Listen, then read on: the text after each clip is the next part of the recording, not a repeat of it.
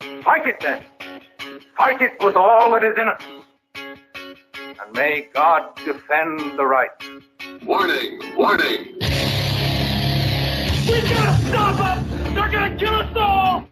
See how the trouble you've started? Be they the government, be they industry, be they organized labor, be they anyone, or human beings. Time when the operation of the machine becomes so odious, makes you so sick at heart that you can't take part. You can't even passively take part. And you've got to put your bodies upon the gears and upon the wheels, upon the levers, by all the apparatus, and you've got to make it stop. And you've got to indicate to the people who run it, to the people who own it, that unless you're free, the machine will be prevented from working at all. Revolution Radio at freedomslips.com, the #1 listener-supported talk radio station, throwing ourselves upon the gears of the machine. Revolution Radio, where information never sleeps. You called down the thunder, well now you got it. Right, you tell them I'm coming, and hell's coming with me, you hear? Hell's coming with me! Revolution Radio.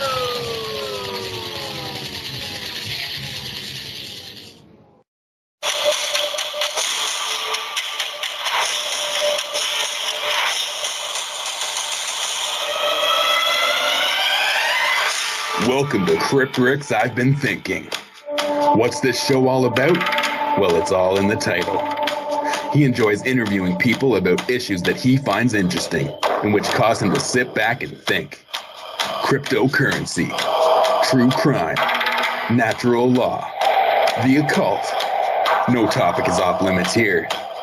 He has always enjoyed when people give their points of view or thoughts on different topics that they have researched. And what makes it all great is that it's their unique take on what is being discussed. For that reason alone, it makes it interesting to him. So take that walk down to his crypt. Make yourself comfortable. And just maybe he will be discussing a topic that you have been thinking about. Here's your host, Crypt Rick.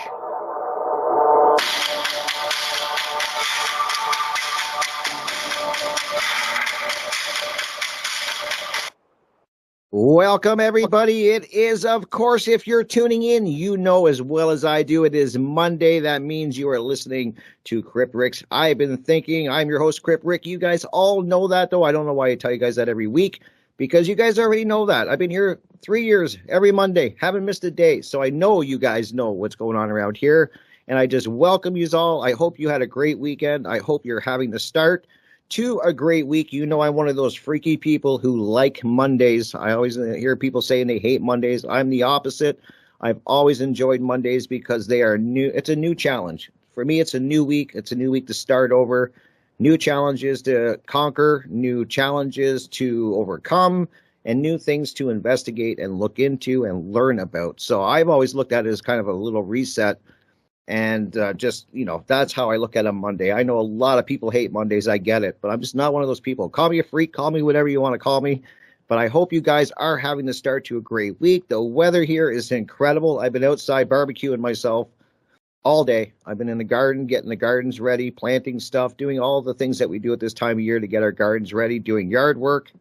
And definitely got way too much sun today. So I'm feeling it. But I'm feeling a little roasted at this point. Literally, I think I cooked myself out there today, but that's cool. I got to go through that. I'm one of those people that have to get that first burn kind of out of the way.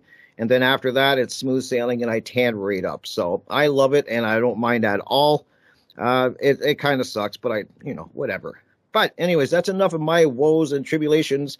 I like to let everyone know at the beginning of every show that it is listener supported here at Revolution Radio, and it's through your guys' generous donations that keeps us here doing our shows. It keeps freedom of speech alive and well. That is what I value so much about being here, is that any topic can be discussed. We don't have to worry about being censored or using weird words, trying to talk and dance around points we want to make. We can just talk freely here, and that is worth supporting because we are losing that. And you notice it on the major platforms. When you start going to other major platforms, you see the censorship is in full swing and they're just getting rid of good information. It's crazy. It's crazy. I talk to content creators all the time on YouTube and other platforms, and videos that have been up for years are getting pulled down. And usually YouTube and other platforms don't even give you an explanation. they just pull it down and they strike you. And I know so many people have lost channels for things that are just crazy, topics that should be freely talked about. And I don't understand how people can get behind or condone all of this censorship. It's just getting worse and worse and worse as things ramp up. And so that's why I think it's so important to support us. If you can, we have so many great content creators here, so many hosts doing amazing shows on a variety of topics. You guys know that. And so please donate if you can. Lots of ways you can donate. Just go to revolution.radio. Top of the page, there is a donation tab. There's so many ways you can donate. There's Patreon if you want to do a monthly donation. Cryptocurrency, if that's your thing, they got you covered. Bitcoin, Bitcoin Cash, and Ethereum. There's snail mail. There is direct pay for North America only. So they got you pretty much covered anyway. And any donation is so appreciated. Doesn't have to be a huge one. Big, small, they all add up to keeping us here doing what we love for you guys. And I tell you guys every week how much I appreciate every one of you who tune in, because I keep saying one of the most precious, if not the most precious commodity in someone's life is time. We only have a limited amount of time here. And to me, that makes it so, it's invaluable. It's the most precious thing we have. So if anyone takes a couple hours out of their day every week to come and listen to me, what more can I ask? And I can't appreciate that any more than I say. It's so cool that you guys do that. And I hope you get a lot out of the shows. I like bringing cool guests on here. We have great discussions about a variety of topics. I just like the conversations to kind of go where they want to go. And that's kind of the way I do it. I try to do little bullet points, and I try to like little notes and stuff like that. I tried that at the beginning, and for me, it doesn't work. I kind of get more focused on the bullet points and the notes than I do what my guest is saying. So I just go shoot from the hip, and it seems to work out for me. That's what I enjoy doing. This is my style that I enjoy doing. It works. And I just have great conversations. That's what I love doing. And I'm just glad that you guys are all here, part of it. Don't forget also Thursday nights, it is the Crypt, Rick, and Jonathan show. My amazing co-host, Jonathan Wright. You guys know him. He's got his own show on Saturdays as well. So Saturday evening, Studio B, 6 to 8 p.m. Eastern Standard Time. Check him out. And we are here Thursdays, him and I, in Studio A from 6 to 8 p.m. Eastern Standard Time as well. So we have great guests. We have a great guest lined up actually for this Thursday. So it's going to be a great show. We've had some great guests on lately, and hopefully you guys are tuning in and checking that out. And let me just see. I'm just checking what other homework I got. Oh, and I wanted to almost forgot, and I did forget last Monday. Please, if you do support people that are out there doing stuff in the community and paving it forward is what I like to call it. Please check out, I've talked about my drumming for months now, as much as I can. I love it so much. And I am getting taught by somebody who's an amazing teacher. My teacher, his name's Carlos. He has a YouTube channel called Drumming for All Nonprofit. So please go over to Drumming for All Nonprofit on YouTube. Check it out. Subscribe. Show your support. It's amazing. It's all through donations. And any donations that Carlos gets, he puts right back into the community. And he's making sure that lessons are provided for children that can't afford it. And he also tries to get equipment to children that can't afford it. And I think that's so cool. I wish more people would do this with the skills they have. Times are tight, guys, for a lot of people, and they can't afford lessons on whatever it may be. And so if you have a skill, I think it's so cool if you can just help out and teach people and pave it forward for people. And that's what he does with drumming. It's changed my life. Drumming has changed my life. I tell you guys about it all the time. I'm sure you're sick of hearing about my drumming ventures, but you can also catch us live. It hasn't been live the last couple Fridays just because Carlos and I have been working out some kinks with the audio and stuff like that. We're trying to get a better product. So starting back this Friday, we should be live, but you'll catch me there on YouTube live Friday from 12:15 p.m. to 1:15 p.m. Eastern Standard Time. So you can come, say hello in the chat, ask a question, watch me mess up and do my thing drumming, guys. So please check it out and support him if you can, because I think it's so cool. I think anytime drumming is amazing and music is amazing. So anytime you can get these lessons out to people who can't afford them, get them started on the journey, it's life-changing. And so that's very valuable, and I love to see it. I just really wish more people would do it, and it's cool. It's a really cool thing. So please check it out, Drumming for All Nonprofit. And that's on YouTube, guys. And I think he's also on Twitch, but it's a different name when I would have to look up. But I will do that for you guys. And kind of paving it forward is kind of cool because I do have a great guest lined up for tonight, and we may have a surprise guest coming in the second hour. Who knows? You never know here where who's going to join in or the conversation. But I do have a great guest lined up. I've been looking forward to this conversation, and I'm excited that it's here. And this is somebody else who's also paving it forward. You know, they have a skill. They teach people.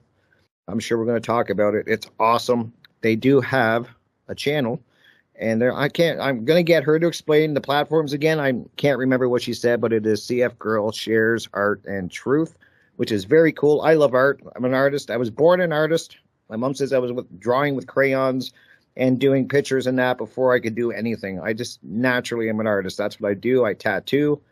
I love music. So I'm very art oriented for sure. It's my whole thing. I just love art in every form. So it's amazing. I'm sure we can talk about art and truth. We definitely cover truth here. That's for sure. We get into a lot of truth. We get into a lot of great discussions. We had one last Monday. As you know, we had a great roundtable. We got into conscious parenting. We got into health. We got into homesteading. It was a great roundtable that we had. We had Will Keller on. We had John Paul and Amy from Levolution. And we also had a friend of Will's who came on, Bianca. She was amazing. And it was a great conversation. We really dug deep, and I wish we would have had a third hour for this because we were just getting into the great stuff.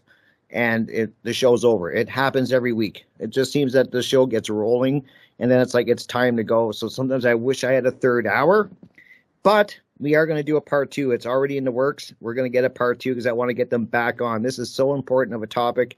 One that we all need to have more. It needs to be done more, especially in a roundtable situation. I love roundtables. A lot can be discussed. So look forward to that. I'm going to keep you guys posted on that. And with all of that out of the way, I'm going to bring my guest on. I'm excited to have her here. So please welcome Sara Cross to the show. This is her first time being here. Welcome, Sara. Hi, Rick. How are you doing? Good. I'm great. I'm awesome. That's a lot to get out, man. That housekeeping in the beginning of a show is like, did I get it all? Did I cover it all? I usually miss something.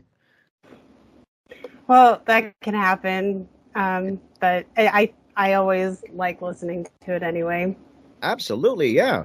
And so I let everyone know your channel. I'm going to put the link in the chat room, guys. So please, so you can go check out Sara's work. And what platforms are you on again? I forgot, so I want to make sure you let people know. I've been keeping my own work to Rumble, Odyssey, and Substack. Okay.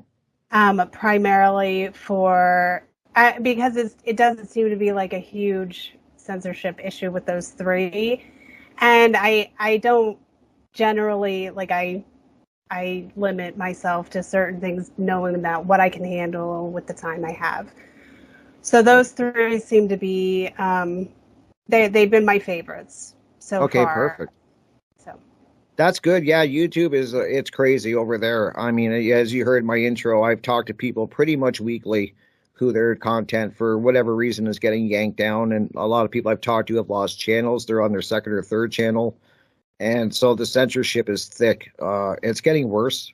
In my opinion, it's getting worse. I think it's getting harder to get information out to people.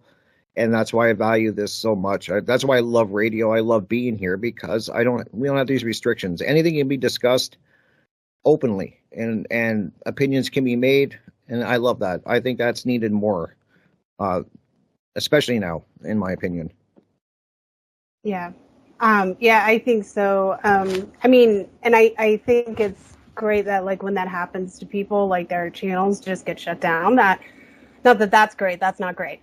But they keep going and they put up another one and they keep going at it and working at that and chiseling at it despite the brick walls that they run into. And I just think it's terrible that YouTube and Facebook and all these other social medias are doing that because it kind of takes the whole point away of, community and talking to people and seeing who they are and what they think about your work.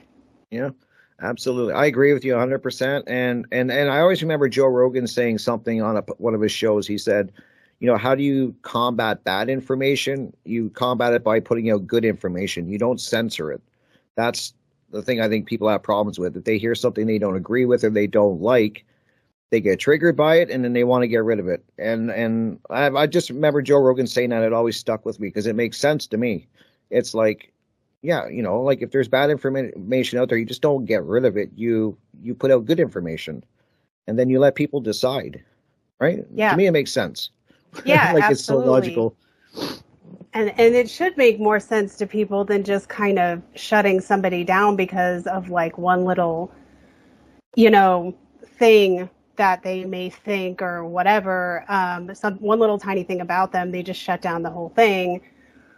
So, like in their own minds, like mentally. So yeah.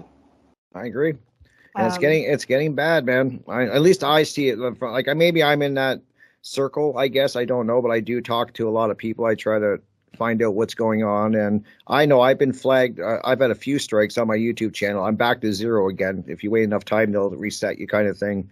But I've had a few videos where I got strikes from, so I kind of moved over to Rumble, and I mostly focus here because I don't have to worry about that. But if I do a video interview, I kind of try to. God, you gotta be so careful, like on those platforms because I use code words and all of this weird thing, and that's when I notice it. I here it's like a breath of fresh air, and then I get on one of those platforms and I do a video interview, and I feel it. It's that constraint, and that's not natural. It's not a natural way to express yourself when you have these constraints and you're censoring yourself. It's a really weird time that we're in. What do you think? Yeah, it isn't natural to like be held back in that way. Because I mean, it's just taking what we would do even subconsciously in some ways, like the natural reactions we have, how they would work if we didn't have so much like a conditional interference from like external negative sources is how I would put that. What would come out would be far more natural and far more like clean, like radio. You don't have to worry too much about tiptoeing around what you say or how you say it really. Mm-hmm. You got a little bit more freedom. But that's why I just have been mainly sticking to Rumble and Odyssey and Substack. And so far, I mean, I haven't really bothered censoring myself too much or doing too much tiptoeing because it's not really, my background wouldn't allow that. My personality just isn't like that. So I'm usually pretty straightforward. So I don't have the habit of doing that. Like I will do it, being conscious of other people's material, like if I'm on somebody else's thing, because I don't want to intrude too much of my own self into that. And but I found that so far I'm not having a huge problem with censorship with those 3 platforms. So I've been reluctant to expand myself in that way. I agree. If it's not broke, don't fix it, right? Yeah. I mean, it works. Yeah. Like, I mean, yeah, if those are working for you, that's where I got to go. I got to go to as well. I got to get, the problem is with YouTube, everyone knows it's got the numbers, right? Like they have their stuff figured out. And so they provide, it just where everybody goes kind of thing. And so I get it. That's where the numbers are. But once again, there's a price that you want to pay. You're going to pay if you go on that platform. So if you can find alternative ones where they're not censoring, that's the place to go. I mean, I agree. That's something that I just wish more people. It's weird because people that follow you on YouTube, you tell them that you're going to a different platform. And I'm experiencing this by going to Rumble. And you just say to people, please, like, if you follow me here, can you just go over to Rumble and follow me there? And really not many do. It's a weird, I don't get it. I don't know why that it's so hard to do that change. It's weird, I find. It might be a type of, I mean, entirely psychological. If I were to give a guess, like a educated guess, I should say. Mm-hmm. It could be something that's like an emotional attachment, something that's like deep rooted, like subconscious kind of conditioning, where we're just so used to it. We are so used to now at this time in today's world having YouTube and Facebook as the forefront platforms to, as far as like, learning stuff or getting information or talking to people or whatever. We're so used to that it's difficult to kind of, look at other things. And I don't know if that really totally makes sense, but Makes sense to me. Yeah, it feels like it's almost just an emotional attachment. It's very difficult to let go. And we do have an epidemic, I mean, probably globally, but certainly in this country, where people develop very strong emotional attachments to even simple concepts of things. And it's not just the physical items, which is a big problem, that people are really just superly emotional attached to stuff. It may not have any real value, but they couldn't let it go for the life of them. But also of like digital and emotional kind of concepts as well, like digital stuff on your computer. Sometimes I've come across people who have a hard time deleting files off their computer that they don't even use anymore. Yep. Stuff like that, and they just kind of hoard that a little bit. Which is good if it's information. It's good if it's information and it still has a serving purpose, I think. But, like stuff like old notes and things that people keep, which you could actually, you're supposed to do something with that. And also just like concepts. People have a very hard... I was going to say ideologies and stuff that, they'll latch on to it and hang on to it, and they'll never, and a lot of people won't budge. It's a really strange thing. Like for me, I'm always reevaluating. So I don't have anything built in a so rigid that I'm not willing to take it down if new information comes along and I learn something different and more. I'm willing to kind of tear down the old and start, adding, I'm willing to change as I learn more. And a lot of people, I think, it sounds like you're describing, get stuck. I agree with you with things they don't want to throw out and they get hung up on, but it's also their beliefs and their thoughts and what they attach their name to. I think my mind's racing right now because I'm thinking of people that get involved in all of these movements and like movements or groups or all these things, and they get rooted to it. That becomes their identity. Doesn't matter when new information comes along, they will stand there and defend it. And then I always say to the point, Sarah, that I think they lose track of what they're even defending. Like they don't even really truly know what they're standing behind. They're just part of this group. I hope I'm explaining it well. Yeah, absolutely. That is a big thing. And that is kind of what I mean. Like I have talked to so many people, because I work mainly out in the public with people, like in the community. That's typically where I'm at. I'm not being online and doing work online, I think is awesome. And I'm fairly new to it, like a couple of years. And certainly not any kind of like high level tech kind of person as of yet. I'm still building skills like that. But most of my experience works with people out in the community. And what I have found is that the things people get hung up on are those kind of things, in the sense where they attach themselves to, a specific element of the culture that they grew up in, or the belief system that they grew up in a way that can be, or their ideologies, or their whatever it is that's going on in their mind, like how they grew up.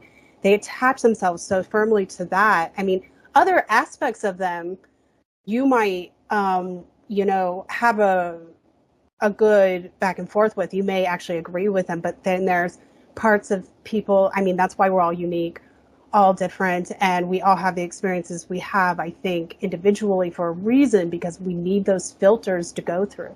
We need to be able to, go through these, I call them filters, because it helps us to learn certain things, I think, is how I this is just from speaking from my own experience and from the experience of people who've told me their stories. But for example, I was talking to, this was years ago, I had one of my knitting students who I was talking to, and he was saying that, we were having conversations about this kind of stuff, about, I think we were specifically talking about natural law even. And, generally he agreed with me and we were on the same page. He understood, yeah, that's absolutely the case. But then we talked about, he asked me, so where are you from? Who are your people? And where are your people from? As in, he meant it where's your family from? Where did you grow up? Where's the place that you're from specifically? And most people can answer that pretty quickly because of just how they feel, because most people kind of have a root, I could say. But I moved around a lot, and I moved all over the United States. I've driven through many states and traveled quite a bit. And I don't really have a background, I have family, but it's not one place. Okay. And kind of the way that I've always thought about that is that my family isn't, my family and my homestead, my where my culture is, it's not in the town I was born. It's not in the one house that I grew up in. Which wasn't just one house in my case, but my family is wherever I hang my hat. My family is wherever my family are, and that might be in this place or that place or whatever. They're in my heart. They're within me. So it doesn't matter, I don't have that kind of emotional attachment, I would say, to one location, one specific culture. But I was explaining this, kind of, differently at the time, but as basically as I could. And he was just so lost on this idea that my family and who I put in that group, my family is my home. He could not understand this. Because he's associating this, he's connecting specifically your family is where you were born. That's where you were born. That's right. Who your people are. And I had another viewpoint to give him, and he completely lost, couldn't hear me. And he was just dumbfounded by it. It was so interesting. I don't want to say that it was funny. I was just kind of yeah, my family is where my family is. My family is my home, not the other way around. Right. So I don't know. That might puzzle some people who are listening, but that's what I mean. It's emotional attachment, and you're hoarding. It's almost like a kind of hoarding that you hoard certain concepts, certain ideologies, certain ways of thinking, and you hold on to those things. But I recognize that in some of the people I've had the pleasure of interacting with. But I also recognize through having extensive conversations and talking with them and being in their lives and they being in my lives, that all of these people have been able to expand in some way, and they all continue to grow, and that kind of thing takes place. And I see it. And a lot of people tell me that that's impossible, that people can't change, people can't grow.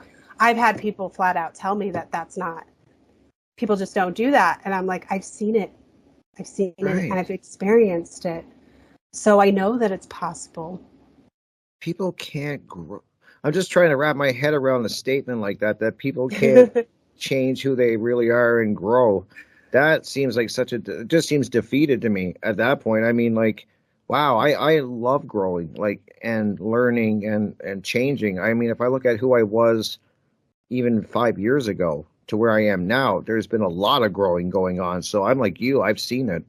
I talk to people every week that are growing every week and learning and stuff, and that just seems like I never want to be in that rigid cage of where you refuse to grow. It's to me that comes from fear. I can't think of anything else that would attachment. I'm trying to think of what would make somebody in that rigid state where that to me it seems like a state of fear. I don't know how else to word it. Like that's a tough one. Like what would stop somebody from wanting to be attached and learn and then grow? That's really weird. I mean, I couldn't imagine staying stagnant. I fear that more than anything. Maybe that comes from having the condition that I have, and stagnation is my enemy. I can't just stay still.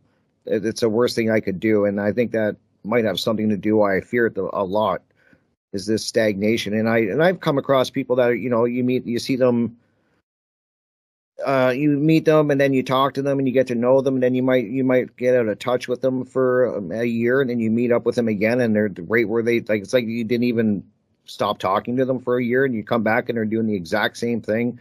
To me, I'm just like, oh, like it's weird. I don't know why people would fear that. To me, it's a fear. It sounds like a fear of something. Yeah, absolutely, entirely. I've said this all the time.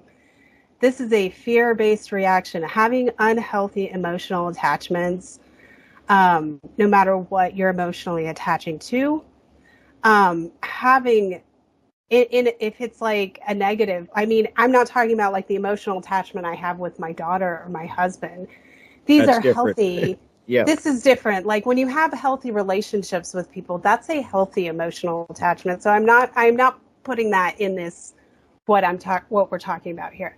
Having a negative emotional attachment can be like that. It's entirely, fully, I would say 100% a fear-based reaction, because letting go is part of the unknown.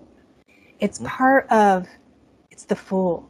You're playing the fool when you just throw caution to the wind and you are stepping off that ledge and you're just letting go and you're letting it happen.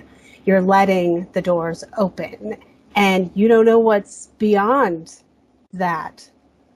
So it's an experience, and you got to get past that. You got to get past the fear. And fear is not the same thing as I would say, you could be afraid.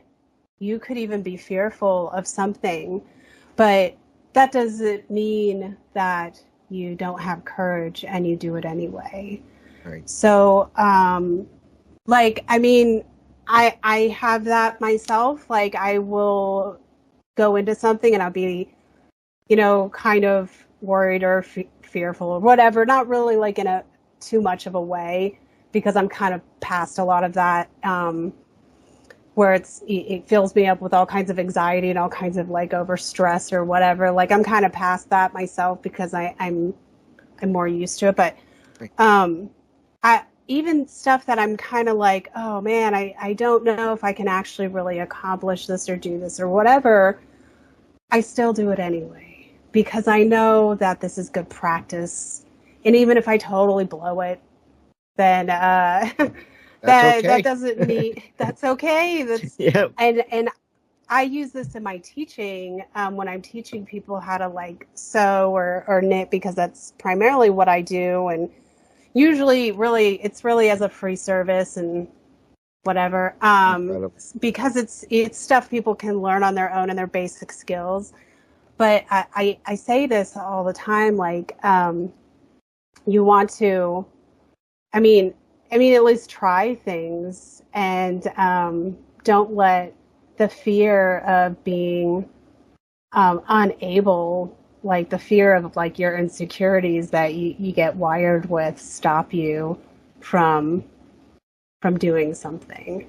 So you don't want to stop that. That's like how I typically teach. And That's a great way. I love that. I really do. Yeah. Like, I think that what you're saying is so powerful. Like, you step into the fear, and people, I notice that when I talk to people, they're comfortable, right? There's something about it. Like, when you get used to a routine and you get familiar with things around you, you become comfortable, and you like that safety, and it kind of becomes like that's your little sanctuary. And I always tell people, like, life, I don't think life is meant to be safe like that. And nobody ever said it should be. That's the kind of the lull, like, we've been lulled into this false belief that, things are easy and it should be easy. The easier, the better.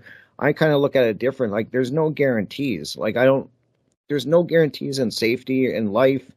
Anything can happen. And I think that's exciting. I'm kind of like you. Like, when you're in that fear, you step into it. Like if there's something holding you back, and I've had people say that over time, that for some reason I seem fearless. It doesn't mean I don't have fear. I try things all the time that if I'm fearful, but I'm not going to let it stop me. And then usually it's when you step through that fear that some really cool discovery happens, whether about yourself, about another person, about something. Is when you step into that fear. And it saddens me when I see people be ruled by that. And, I think social engineering's got a lot to do with it. Social media's got a lot to do with it. A lot of things are going on to keep people in a fear state. But I think stepping into it is where the magic happens, for sure. Especially looking at the fear that's in you and confronting that fear, like the work on yourself. That, I think, people fear more than most of the work. That inner work, whew. Yeah. It can be rough. It can be, but it wasn't supposed to be. It isn't supposed to be easy. Mm-hmm, I mean, agree. it's easy to understand how to, like. I think it's like relatively easy to understand how to go about balancing your inner self and your external self and environment. It's just applying it and learning the skill. And like anything else, I would refer to this as a skill. I would refer to this as a tool set. 100% agree.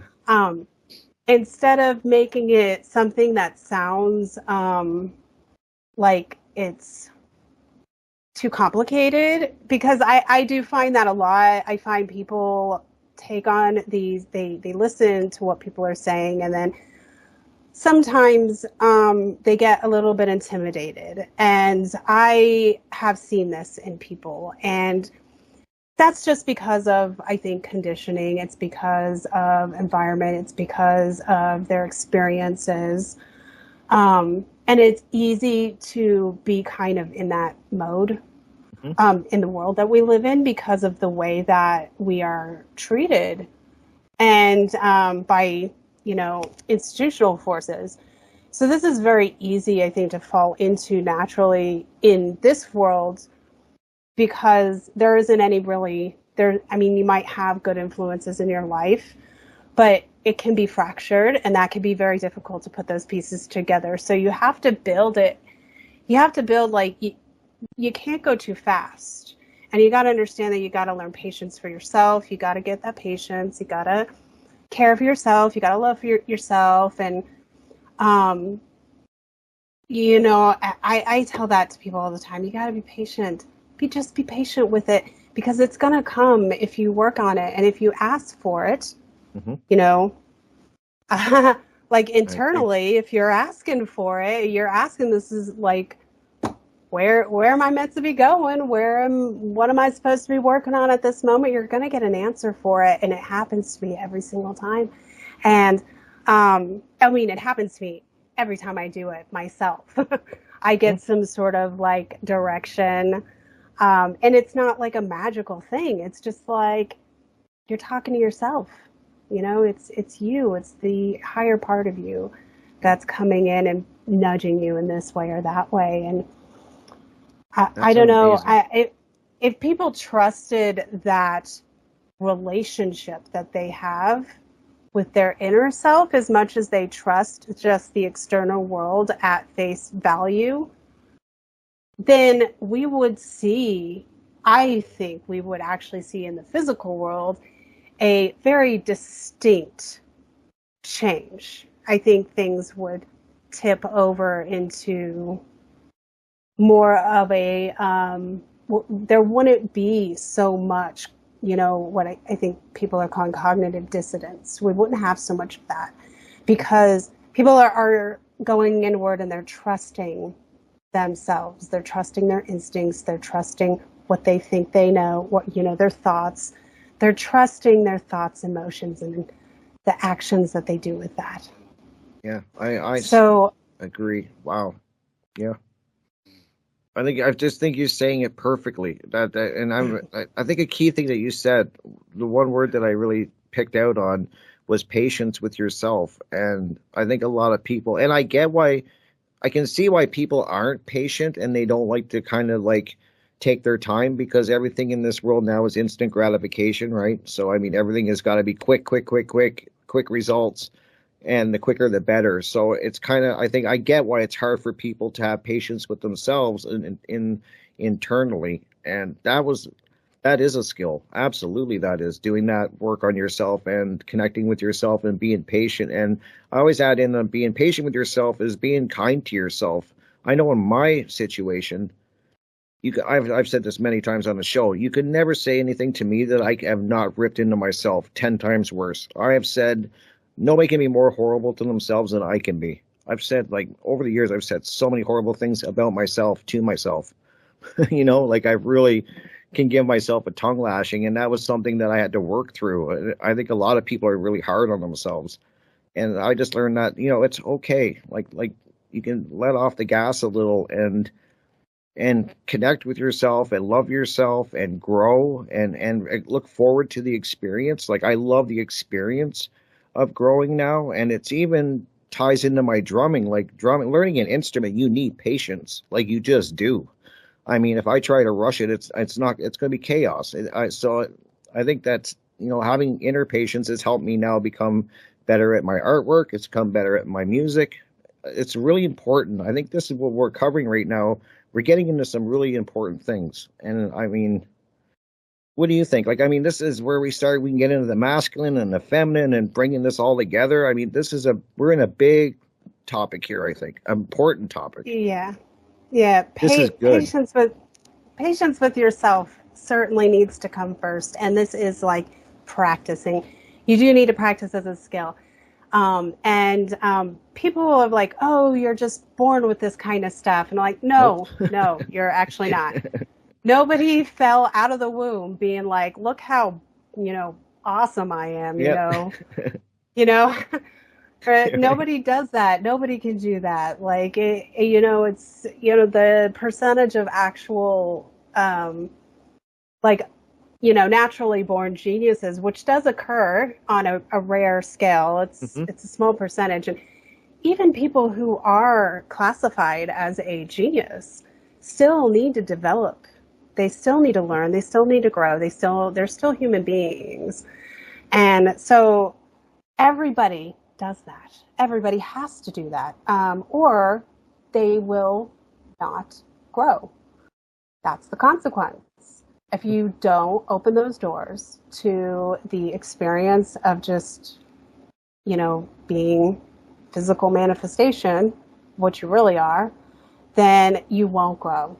That's the consequence. Yeah. So, I mean, we could get into more of the masculine and feminine. Yeah, I would love that, because I was just going to bring up, you've written stuff for The Liberator, for Corey Enderlot, who's been on, I had him on the show. We've talked about a lot of great things, and he's been on Jonathan and I's show. So you do some writing, and so I would love for you, if you want to bring that up or get into the masculine and feminine, because I do remember you on Fred's show, The Libercast, who Fred's been a guest on the show as well. We've had a great discussion, and I remember that's where I kind of first, I've chatted with you in chats before of some of the content that we watched together, and if it's a live chat, I've interacted with you and chatted with you there, but then I saw you on Fred's show, The Libercast, and you guys were getting into the masculine and feminine and the energies. It was great, and then I was like, I had to get you on here. So I'm glad that you're here. I'm really happy. Thank you so much. Yeah, thank you for having me.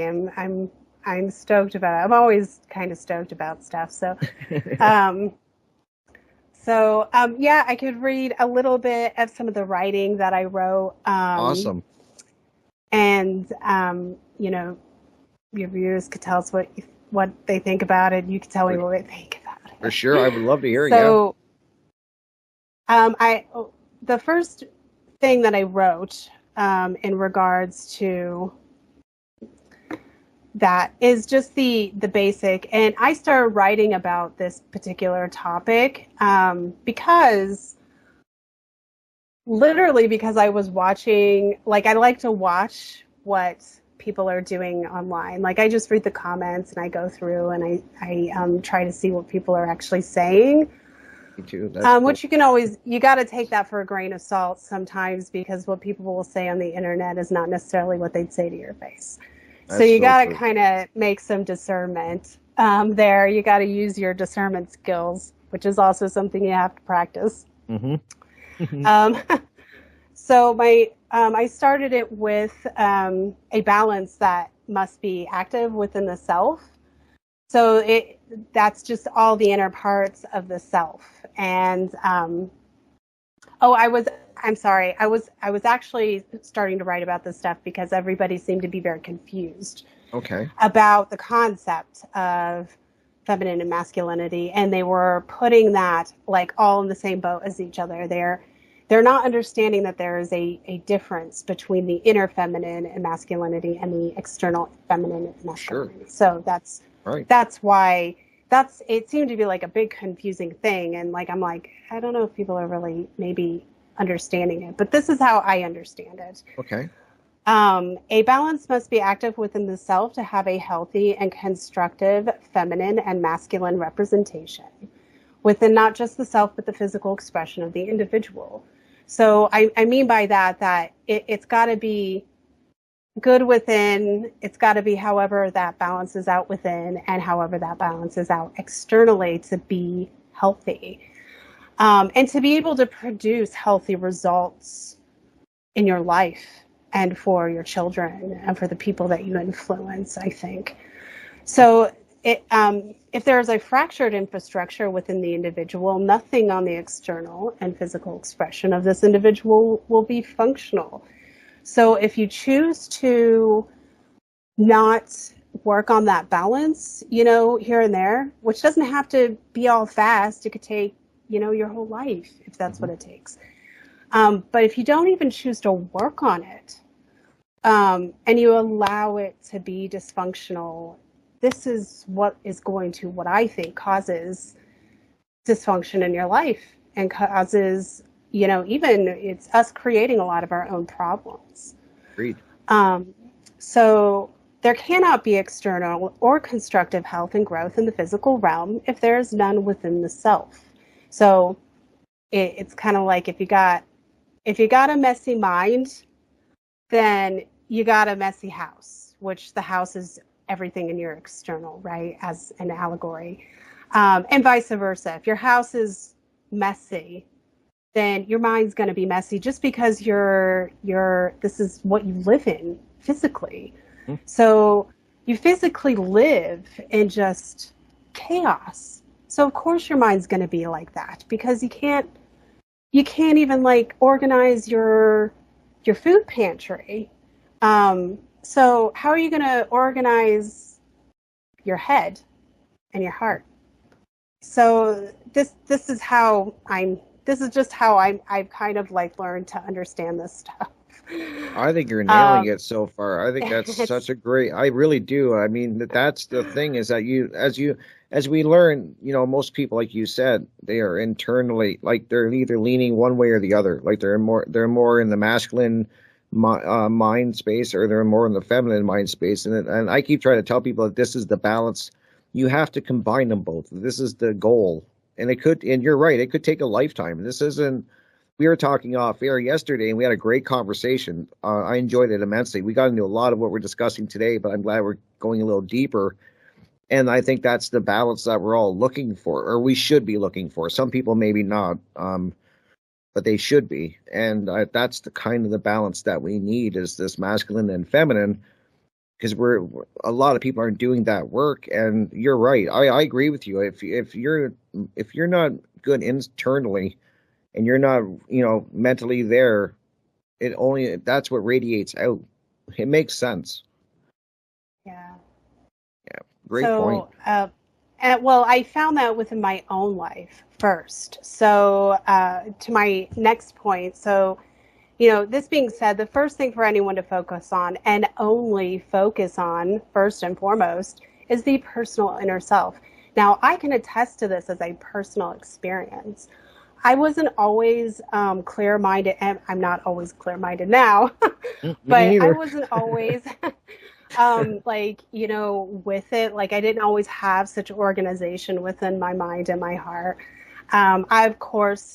I have a whole lifetime. I'm 40, so I've got like 4 decades behind me. So I spent, the majority of that time being quite disorganized, quite chaotic in my life. And that's another reason why. That's just a separate reason as to why we don't have to go into. But because of this disorder that I had in my earlier life, which a lot of it I was causing myself because I didn't even know to work on this stuff. So it radiated into a physical manifestation that way.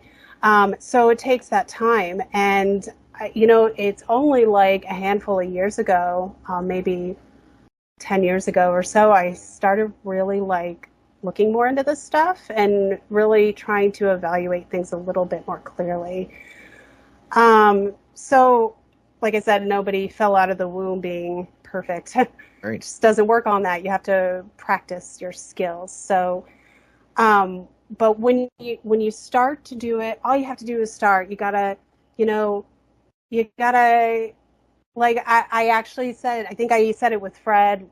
I use the analogy, you gotta pull your dirty laundry out of the closet, get that shit done. Wash your clothes. Yep. Do your laundry. Do the laundry that's up in your head. Get it done. And you're gonna be surprised. All you have to do is start. That's it. Just start. And all the other things will come naturally. It'll come naturally to you, one piece at a time. It'll just come into your life because that's what you're asking for. So it makes sense. Intention, yeah. And it's kind of neat because I had my friend over this afternoon. We were sitting in the backyard chatting a little bit, and we were talking about Jordan Peterson. Like, for some reason we got on the whole. He listens to some of Jordan Peterson's work and that, and it was kind of like it ties. It's always cool how things that I talk about with my guest, usually a day, maybe a week before the show, they come on. For some reason, I get into these conversations that match up in some way or another. So I know I'm on the right path of these discussions because they are synchronizing perfect. And he was talking about that. He was like, he always makes sure his bed's made, his dishes are done. He does the vacuuming. Like, so he's always making sure he doesn't leave any dishes in the sink. They're always done before he goes to bed. And so it's kind of like what, and I'm just kind of the analogy of what you're saying, you have to do. And then he was saying you have to do that work on yourself. Like, and he even said that. He's like, you got to kind of start to work on yourself. It's going to radiate out. So it's kind of cool how just these conversations are kind of very similar that I had. Very cool. I love that. Yeah. Wow. I like to keep it pretty,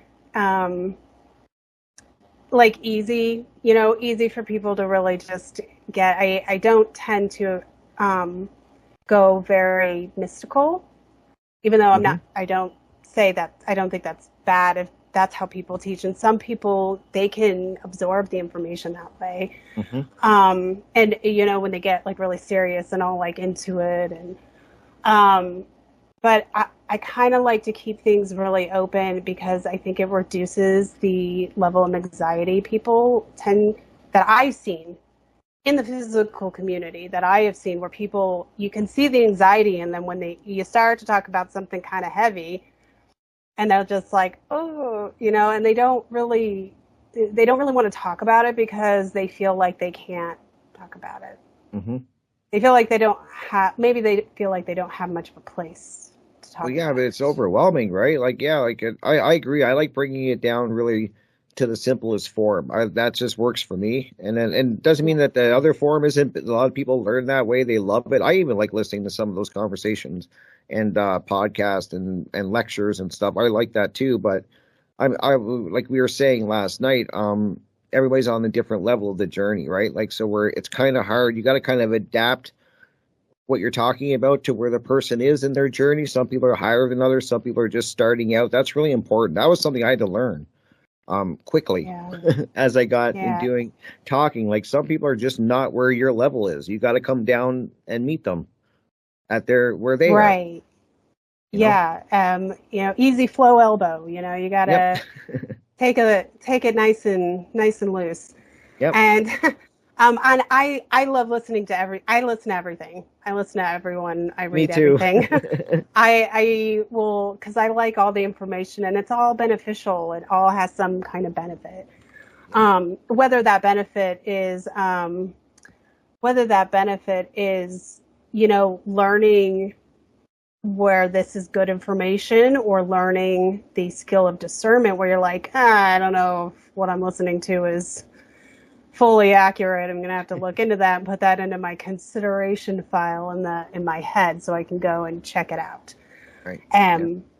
So I feel like if people just start and open themselves up internally, it's going to be a lot easier for them to open themselves to the external parts of the world and accept, or really just, get more into that and more empathetic, maybe is the right word. That's a great word. So that's awesome. I'm just looking at the time, sir. We got about 30 seconds. I can't believe we're almost over the first hour, and we are coming into break. That's what I mean. It goes quick. I know I'm going to be wanting a third hour. I'm going to be like, God, why didn't we have a third hour? I say it at the end of every show, but we will be back, guys. We're going to be taking a 4-minute break in about 1 minute or so, a little less than a minute. But stick around, please, for hour 2. We have Sara Cross here. We are getting into some really important discussion, I think, about the self and the work on yourself. And I'm sure it's going to continue in hour 2. So please, stick around. Don't go anywhere. It's only 4 minutes. Get up, stretch, get a coffee, do whatever it is you got to do. But make sure you're back for hour 2. And we'll be back right after this break, guys.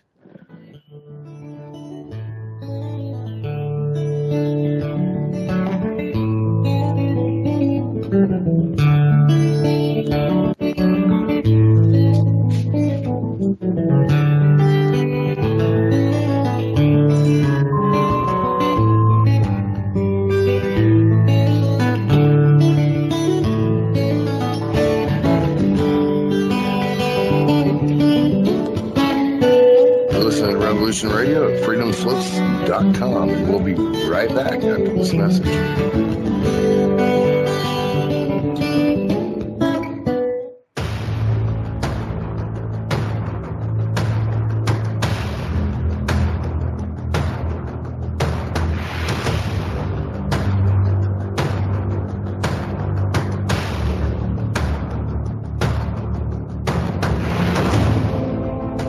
Tune in to the Family Industrial Complex podcast here on Revolution Radio, Studio B, every Wednesday, 4 to 6 p.m. Eastern Time. Get fit, empowered, physically, mentally, and spiritually.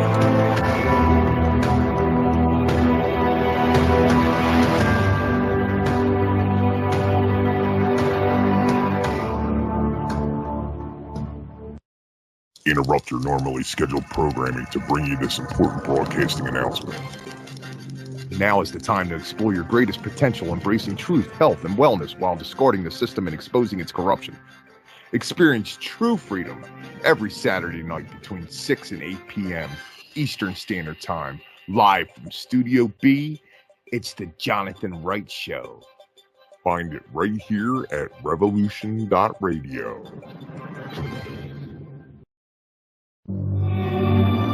I will defend myself against their tyranny. Number 3 is my radio broadcast. I'm squarely in front of the public all the time, and they all know what's going on. For we are opposed around the world by a monolithic and ruthless conspiracy that relies primarily on for expanding its sphere of influence. Hello, my name is John Wayne, and I do a broadcast here at freedomslips.com, revolution.radio, called The Unequivocal Truth, DEFCON 1. Freedom and fear are at war. And folks, I assure you, we are in Defense Mission 1, as we journey perilously through this paradigm that we currently reside in. And I ask that you join me every Saturday, 8 to 10 p.m. Eastern Standard Time for The Unequivocal Truth, DEFCON 1. We shall never surrender.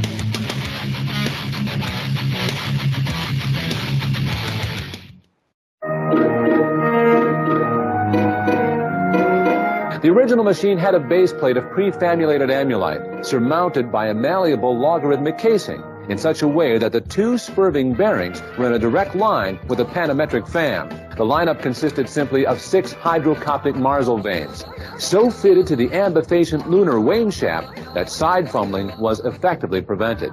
The main winding was of the normal Lotus-O deltoid type, placed in panendermic semi-boloid slots of the stator, every 7th conductor being connected by a non-reversible Tremi pipe to the differential girdle spring on the up end of the gram meters. Thank you for listening to Revolution Radio, taking the confusion out of transmutated lunar girdle springs for 4 years and running.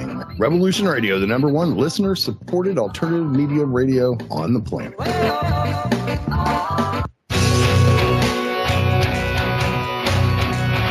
All right, thanks for listening while we took that short break here at Revolution Radio, freedomslips.com. And now we're going to get back to your host.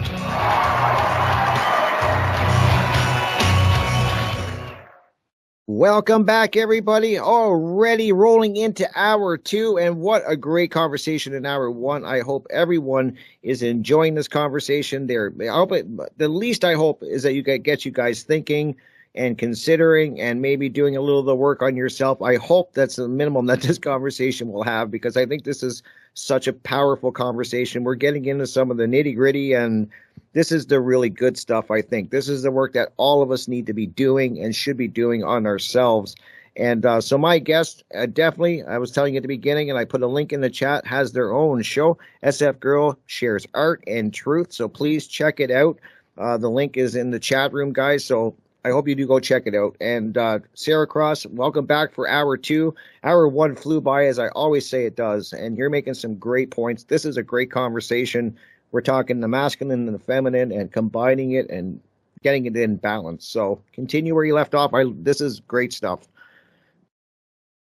Yeah, it really has been great. It is. And it did fly by, exactly what you said. So we'll do a part 2. We'll do a part 2 if we need to. That's no problem. I'd love to have you back. Yeah, it's always fun.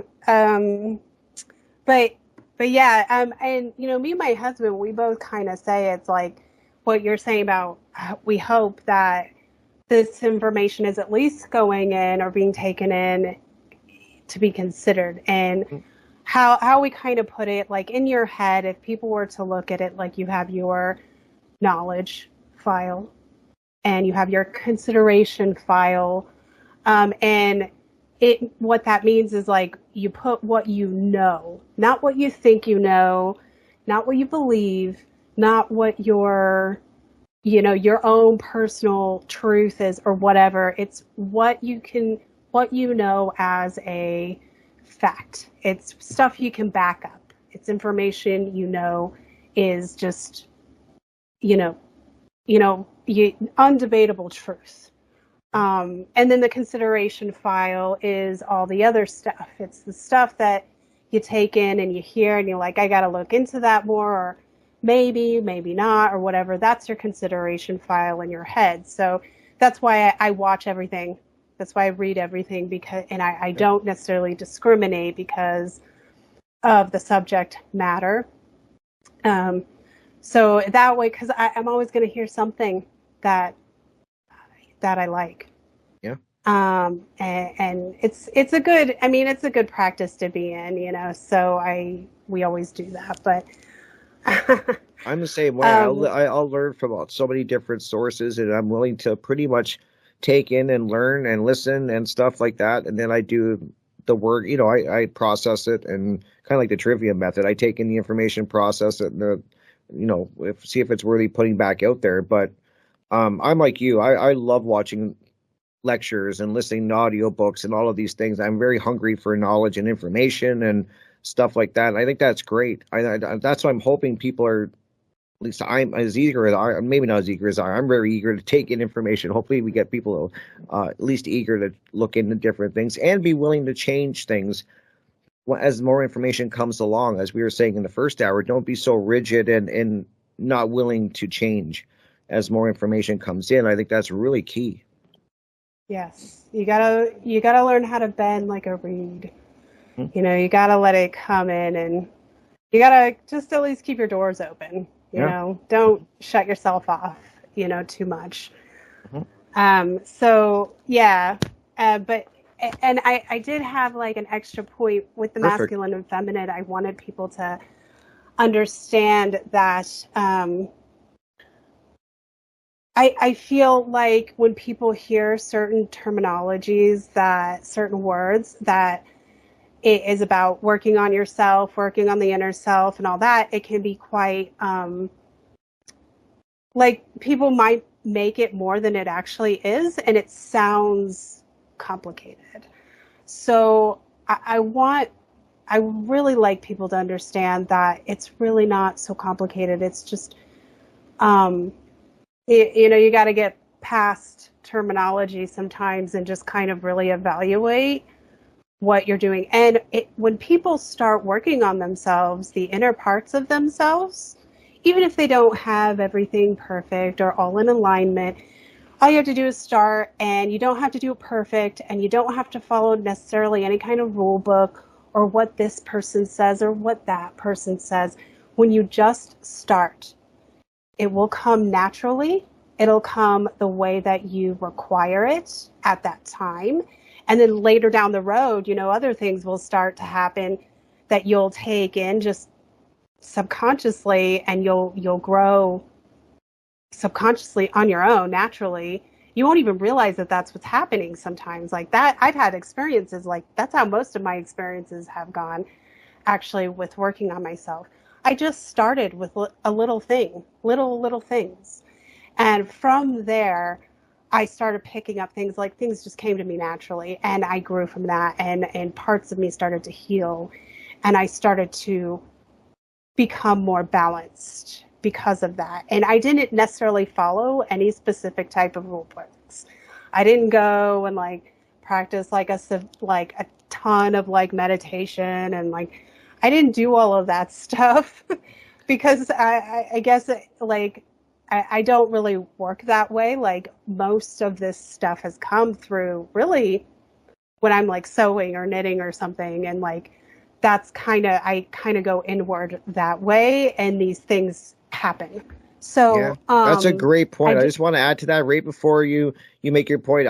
This is important, and I didn't mean to cut you off with this. I just think this is so important because you make a huge point here that I want people to hear and really hear what you're saying, is that it doesn't have to be as complicated as people think it is. And that is something I had to learn. I thought that doing the inner work, we've all heard the term shadow work. Okay, let's call it that. That's what everybody seems to be calling it. I call it inner work now.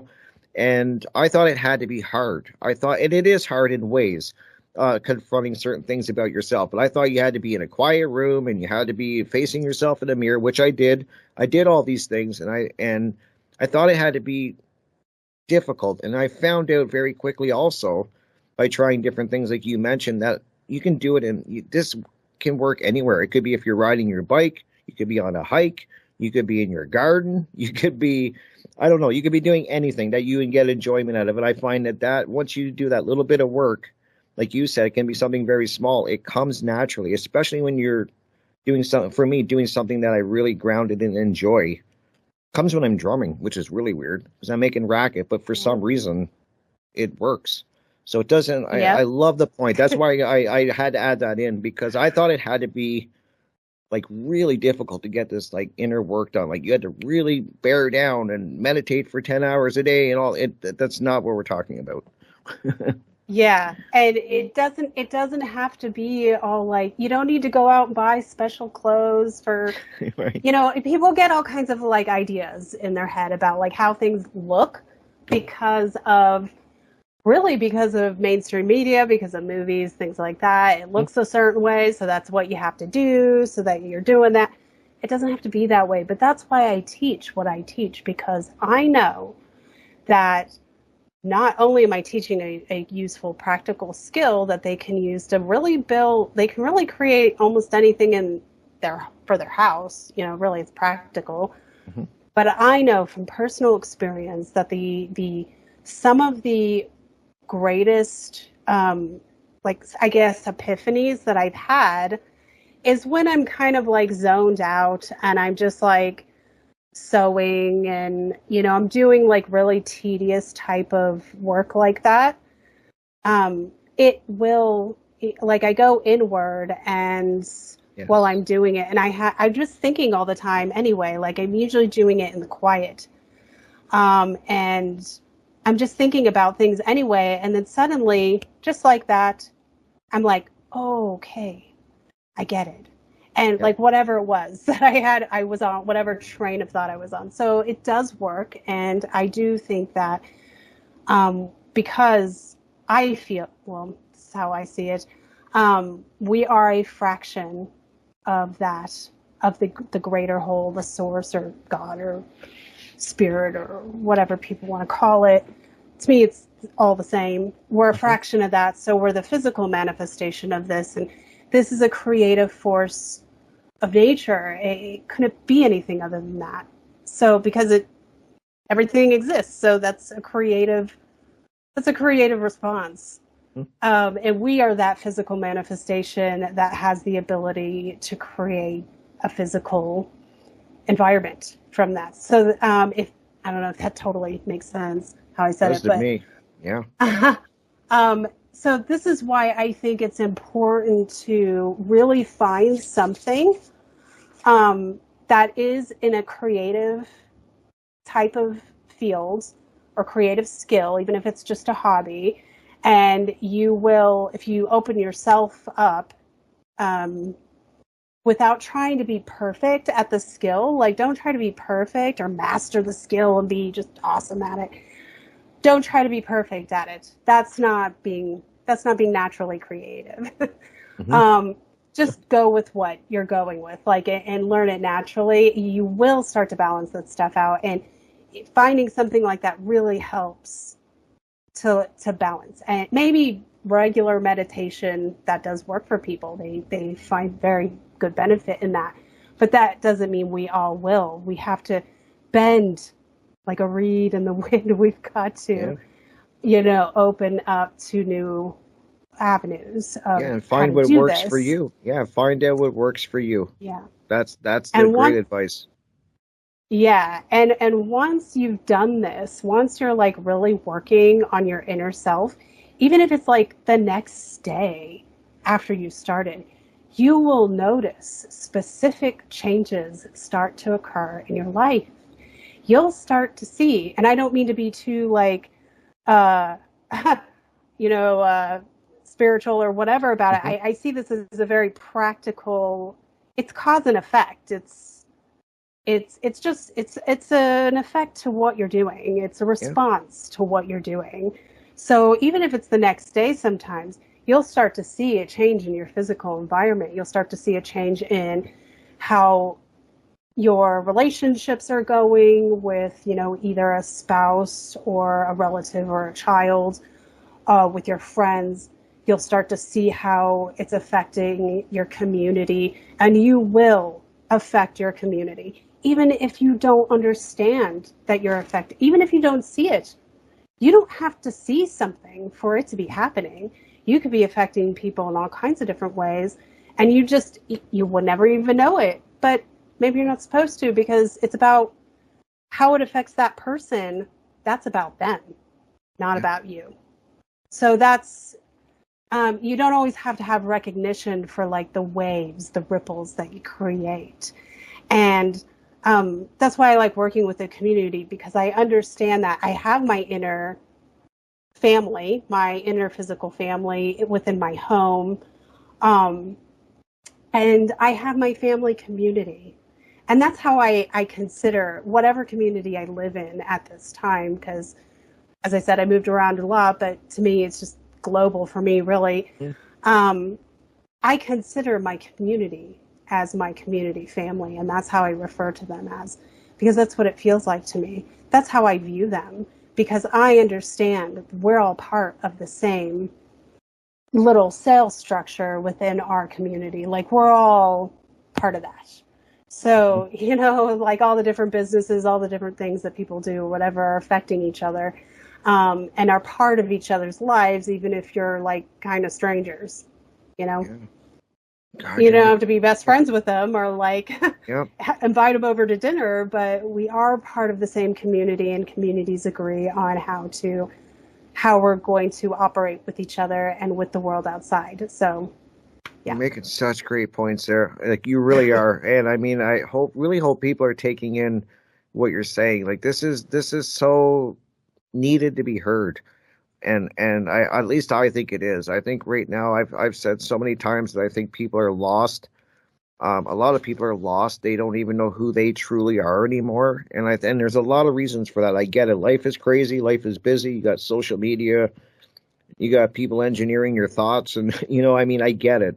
So that's why I think this work that you're speaking about is more important than ever, to find out who you truly are and get to know yourself again. I think that people have lost that connection with themselves. And I just think the points you're making are so important. This is a great way to do that. And this is what's needed. This work is needed. And it's good that people I hope people realize that, find your own way to do it. They're like, it's not a one size fits all. We're all, as I was saying, we're all on different levels of growing and discovering who we are. And I think your creativity part is key. I think that's what they try to take out of us in the school systems. They start to crush that child creativity and that inner creativity. That's what they fear that. I know they fear that. They fear that because they can't create anything of their own. All they can do is take something and morph it and twist it into something that it's not meant to be. But they're not creating anything at all. So to me, they fear creativity. And I think that's a great point, because you do that. You go out in the community, and that's why I was saying at the beginning, when, you know, I have drumming lessons from somebody who's in the community, teaching people who can't afford it, and he's paving it forward. He wants to get music out to people. You're doing that with your sewing, and you're out in the community, you're having these interactions. So maybe tell people a little bit about that. I think that's incredible. I think that's so needed right now. And that you're out there doing it, like, and you're actually not. You're out there doing it. That's incredible. A lot of people aren't. They're just you need it. You know? I think it's becoming more of a problem. Maybe people don't really mean it. Like, deep down inside, maybe they don't really mean it, but some of them, I think, certainly do. But there seems to be this issue with people who, even in the freedom movement, or, you know, whatever that's really turning into. But even a lot of those kind of comments, I hear stuff like, you know, it's about, you know, I'm going to take care of me and my own, and and I'm like, that's well and good. But with that kind of mentality usually comes this like throwing the baby out with the bathwater thought process. Absolutely. Where because they're so frustrated and just kind of sick of all the crap, and they're tired of butting heads with other people. So I think it's developing kind of a lot from this. And I understand that. I do understand that. But I think it's also because it's hard for people to, really, you know, okay, have this conversation, be like, okay, you have these like couple of things about you that are just like, I just don't understand how you can think like that or be like that. But then they're not opening up to like, oh, these other aspects of this person, the same person, really actually aligns up a lot with how I think and how I feel about things. And this is causing serious division with people. And For it sure makes it it is. hard, I Yep. think, for people to just go out into the community and face whatever they're going to face. But I don't really have a lot of issue with doing that. So I just kind of take things in and then evaluate it later. But to talk about what I do mostly ends up being, it revolves around artistic practices. Like the knitting that I do, I have a group called Knitters for Life, which is just a community-based group, and people come and I teach people how to knit or crochet or whatever it is that they want to focus on. And we talk about a lot of these things. Yeah. We talk about all these kind of things. It's not just a knitting group. It's not like it's just all kinds of people who come into this group and we learn new stuff. And I learn new stuff from them. And I found just by doing that, that's how I kind of started with working in the community, really, was that years ago.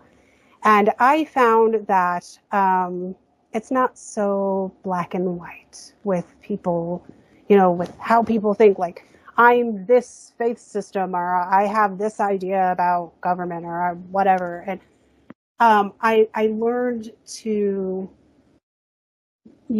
kind of dig a little bit and start reading between the lines and start to really talk to people about some of these harder topics. And I found a lot of them, most of them actually would align themselves with how I think. They're like, oh yeah, totally. It's not me convincing them. They already thought that. They already thought that way. And I found that with a lot of people. Now, that's not everybody across the board. Of course, there are people who are hard and they're set. Yeah.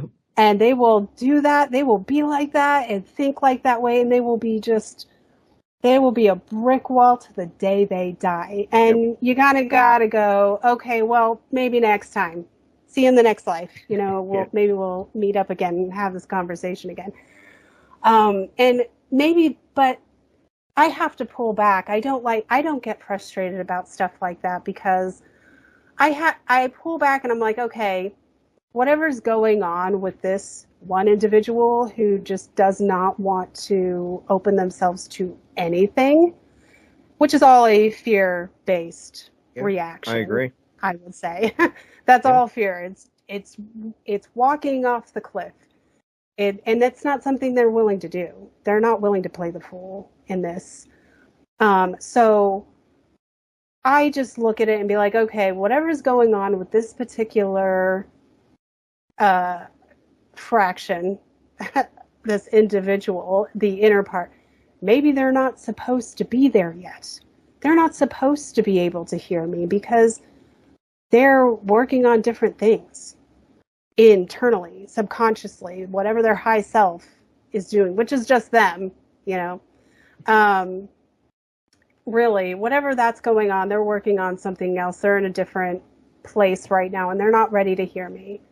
They're not ready to hear me. They're not, and that's how I think it is for most people. So. Mm-hmm. And then you just realize, you just kind of realize that. You go, okay, like you said, maybe another time. It's it's not meant to happen right now. And I learned that too. Like and the more you learn, you want to kind of go at people and tell them about it and teach them and stuff like that. And I usually found when you went at it go about it that way, people backed up. Like people were just like, whoa, like, like slow down. Like it's just too much. And I think we all probably do that at the start. I've talked to people like, oh, I know exactly what you're talking about. And then we get it. I learned, like everyone else does that. As I was just saying, you have to kind of gauge where somebody is. They're not where you are. So are they? Maybe they're a little bit lower. Who knows where they are? And you kind of try to meet them there. And I think it's great that you're out in the community and you're teaching. I think that's a great skill, sewing and crocheting and all that thing. I mean, my nanny used to crochet amazing and knit amazing things like blankets and incredible works of art. Like, I was just like, wow, like what an amazing thing. I can't do it. So, I mean, there you go.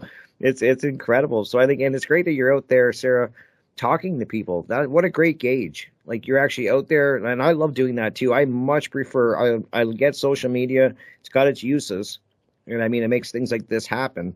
Met a lot of great people online and stuff, and had great conversations. But I still prefer the face-to-face, in-person, one on in a group or even one-on-one, just having a discussion like that. And I think that's something that we're once again missing.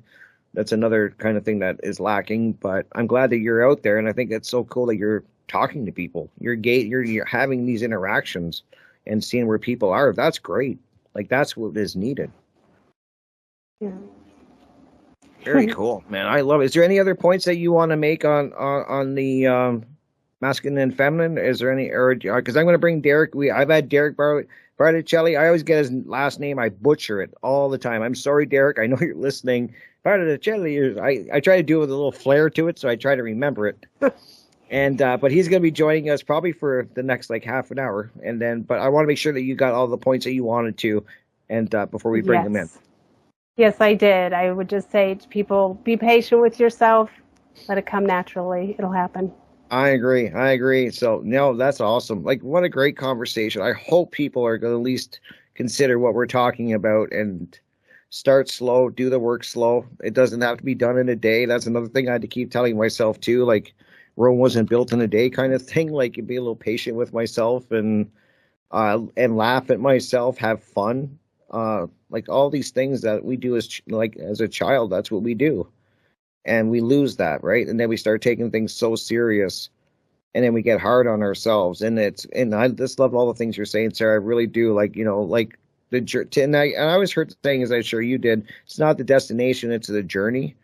And when you're younger, you're kind of like, what are you talking about? I get it, right? For me, it's always been the journey. Like that's the greatest part is all this learning. So, wow. I'm loving it. I really am, but I'm going to add Derek. Let's see if he's going to, hopefully I got him. All right. Let's see if he comes on here. Let's see if we can get Derek on here to say hello, give his thoughts. I know he was listening in. So let's see if he answers. Good, sir. Are you there, Derek? Yes. He's here. You are on the air. Of course you know you are. You've been here before. We have Sara Cross with us. She is crushing it, by the way. Yeah, she is. Holy wow. Yeah, she is doing so great. Like, what do you think? We're getting into the masculine and the feminine energy and balancing that and doing the work on yourself, all the things that we love talking about. And she's been making so many great points about doing the work on yourself and great stuff. Like, so I want to get your thoughts. Yeah. Rick, Sarah, this is so cool. Thank you so much for inviting me on. Absolutely. So this is kind of a cool Trinity trifecta, if you will. And I bet you will follow me to a cool conclusion of these things because, balancing that, feminine and masculine and all these things. And, what is birthed from that, or that unity consciousness, right? Being balanced within the, pillars of enlightenment and all these things that, buzzwords get thrown out about them, but actually folks just truly got to do the work and do that, proper time, self-reflection and introspection, get that proper correction. But anyways, don't let me get out on those, zoned out epiphanies, if you will, right? Absolutely. No, I think like this Sarah is so important. Yeah. I just think it's so important that it was, as I was just saying, that the work is so important. And I think people have lost connection with who they truly are. I've said before, I think people are soul sick in a lot of ways. Like they've been cut off for a lot of reasons. I get it. I was saying that to Sarah. I'm like, I get it. I get it. Life is crazy. People are going through a lot. There's a lot of influence happening where people are being influenced through social media. And so we're losing that connection. And I've even said this connection to nature, and not just nature outside, and trees and being out and that. I mean, even your true inner nature of who you are. There's been a disconnect. And I think that's what people need to get back to. It's so important, and it's something I think is lacking. I call it a foundation. I think people are missing the foundation. You don't have a strong foundation and you build a house on it. We all know what's going to happen. It's going to come crashing down at some point, or it's going to be all off kilter, It's just not going to be proper and true. So people need to get back to that and start building a strong foundation and be willing to even tear down the old structure if it's not working and if it's not the proper one. You know what I mean? Yeah, real quick. Yes. I want to hear what you have to say on this, Sarah, because, I love what you said earlier of, really connecting with people in your community. Yep. And where's the fucking unity that can Yep. create that proper word of community? Like we're together in unity, building, a proper foundation upon the environment that we're all sharing in this collective consciousness. Unfortunately, it's more of a collective unconsciousness. And yeah, what Rick, you were talking about, what all immediately came to mind was like people just getting born into all these, generational cycles of trauma and, unconscious parents or semi whatever the fuck. So F-bombs. all these things tie in. Sarah, please. I wanted to hear your thoughts on that. Already? There you go. Yes. It's okay. Yes. Yes, you have to have foundation. If you don't have any foundation, and speaking in an allegorical sense, the foundation here is what is within you.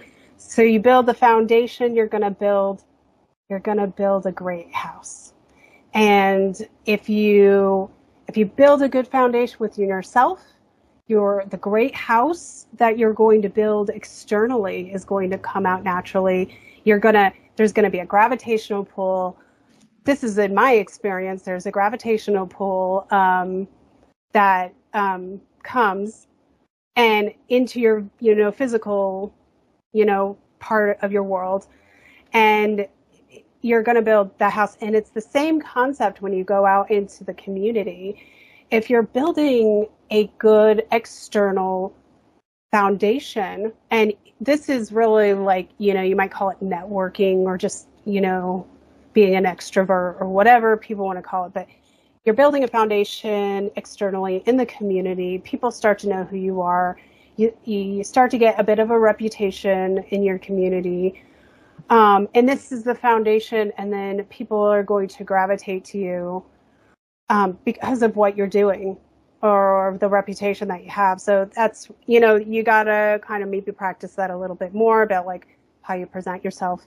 I grew up with it being called coming correct. And that doesn't mean like you're just right about everything. It means it's about how you conduct yourself with the people in your environment, and, not being too this or that or whatever, like, being too strict about how you do things or whatever. You don't have to like lay it all out on the table, but being open to those possibilities of like something new coming in.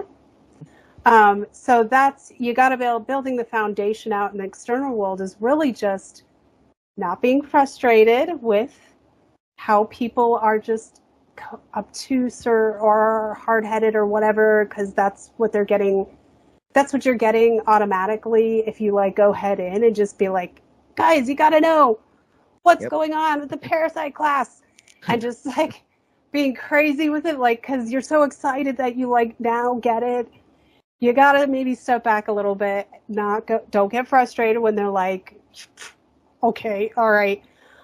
You can't do that. You got to be like, okay, let's take this like baby steps kind of way. And you're going to build a really great house in your community when you allow yourselves to be open like that and not get frustrated with that process. It takes time.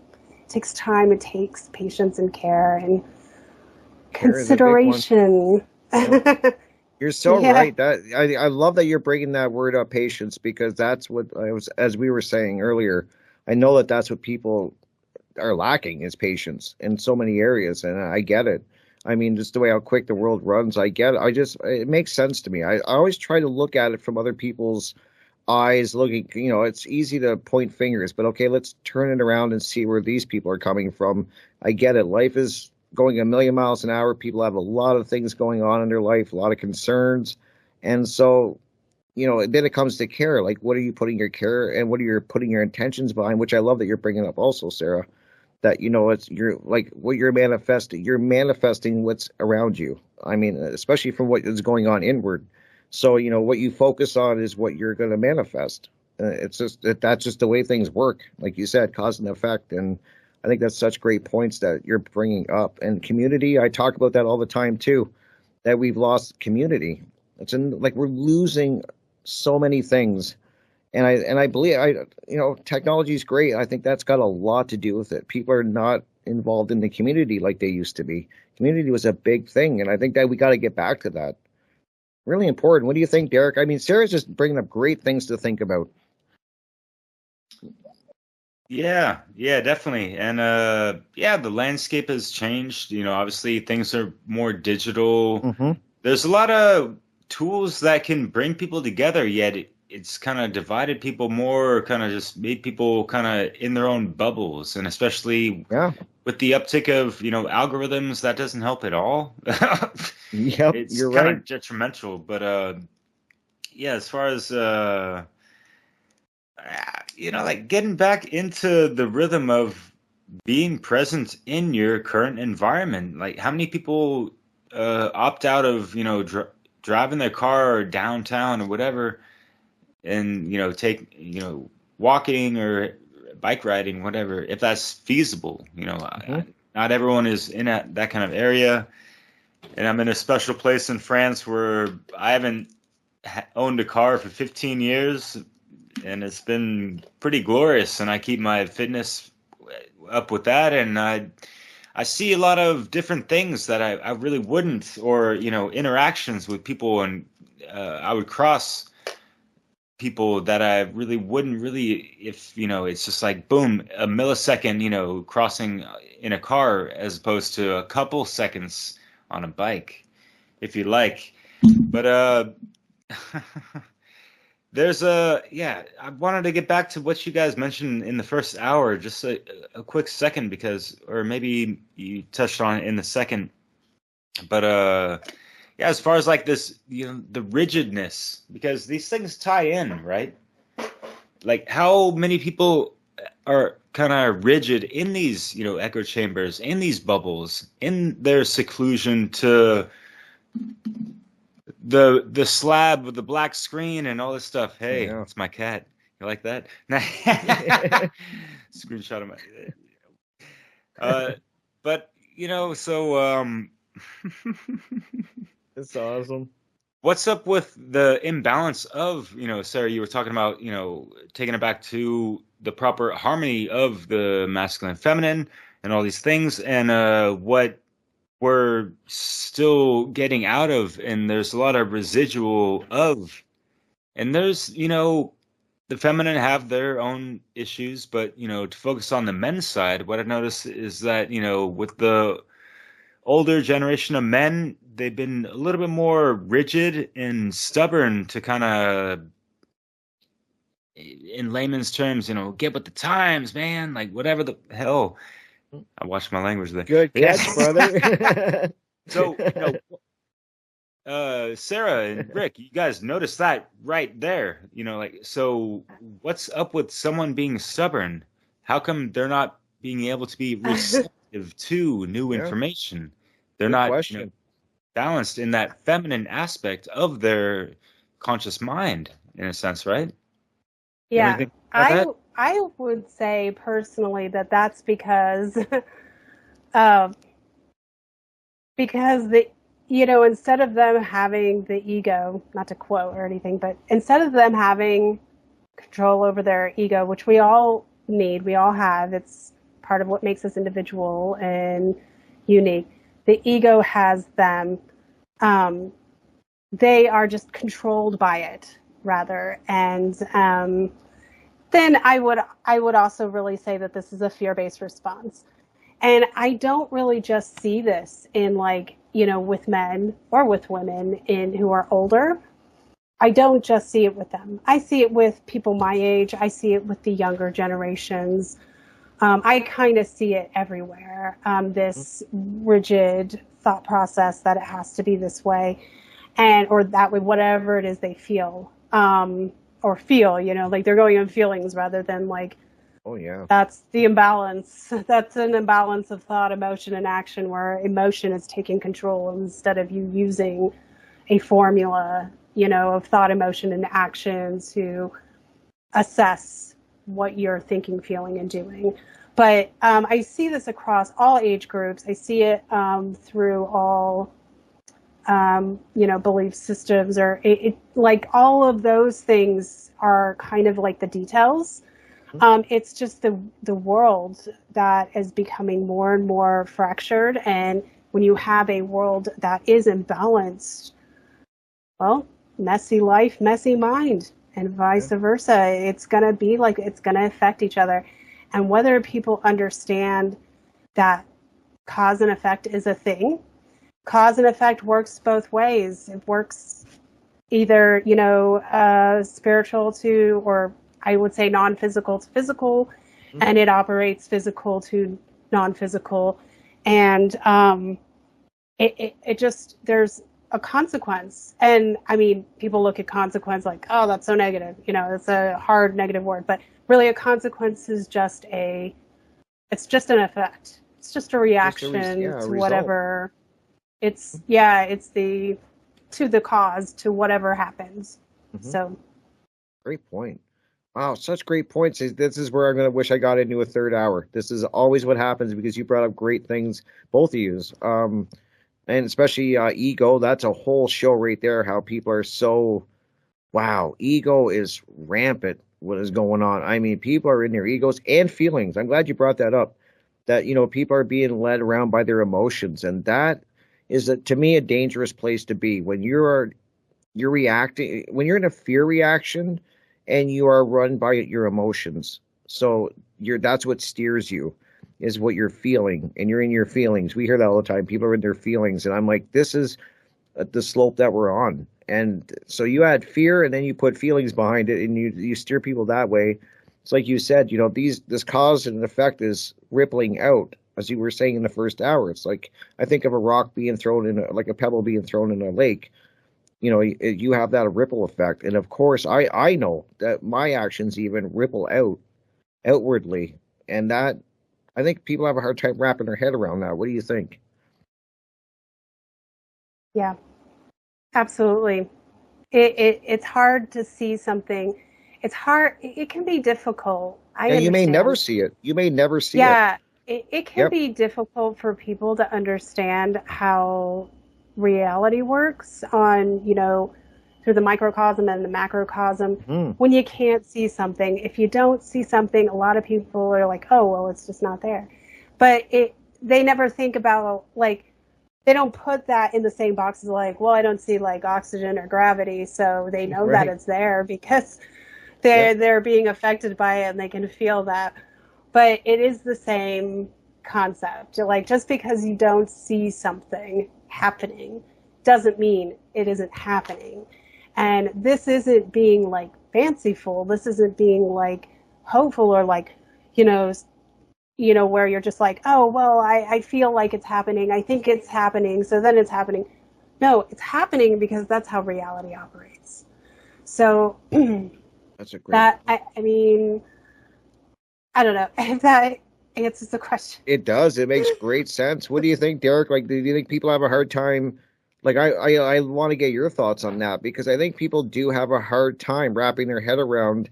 It's just that people are, what am I trying? I got so many things going on right now. I got kind of so many thoughts, I do. I really do, because this is where the conversations lead me. And we were just talking about ego, and I think people are so stuck in that right now. Like, they're really rigid and set in their ways. And I come across these people all the time. And it's like Sarah was saying earlier, some people are brick walls, man. They will not, it doesn't matter what evidence you give them, what you talk to them about, what you show them, what you try to explain to them, they won't move. They put their line in the sand. They're going to defend it. And I was saying that in the first hour, that I think people get trapped. It's a trap to me. They get trapped in these ideologies, these religions, these thoughts, these beliefs, and then eventually to the point where they don't even know what they believe anymore. They don't even know what they're defending. they're just stuck in their way and want to be rigid like that and right. And I'm just like, God, it's frustrating. So that's where my thoughts are going with what Sarah's saying, is that, this ripple effect that's going out. And I just see that people are so closed off. So I want to get your thoughts, like whatever you're thinking. I mean, I'm all over right now. This is a great totally. So talk.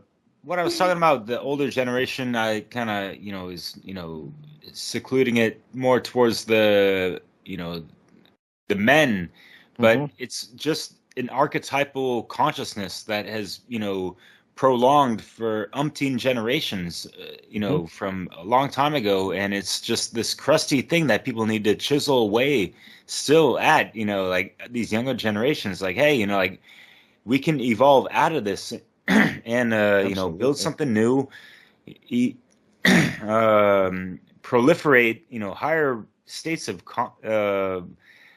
well-being. I don't like to always say consciousness, and all these things, but yeah, Sarah, going back to what you were saying, this parallels so much to, these hermetic principles of mentalism and correspondence in regards to people's, self-talk, first and foremost. Like, what is their relationship with their selves? And all the stubborn people, like, what is their inner dialogue, their little mind chatter when other people are bringing up challenging information that goes against what they think they know, whatever, right? So first, people need to check themselves first and flipping foremost, right? And so as above, so below, as within, so without. So what are they actually rippling out into the reality field from their inner chatterbox to, other people that they have interface with or, contact with, all these things. So it's a cycle, it's a daily operation. These are the sciences of life that people just really need to hone in on and introspect and reflect and integrate within themselves, so they can, just be a better person to themselves and have that universal backing up, if you will. Because when you're aligned, it just feels that much better. And you got that cosmic pep in your step. And Sarah, you know what I'm talking about, I'm sure. Because you got I bet. Artistic flair. And yeah. Yeah.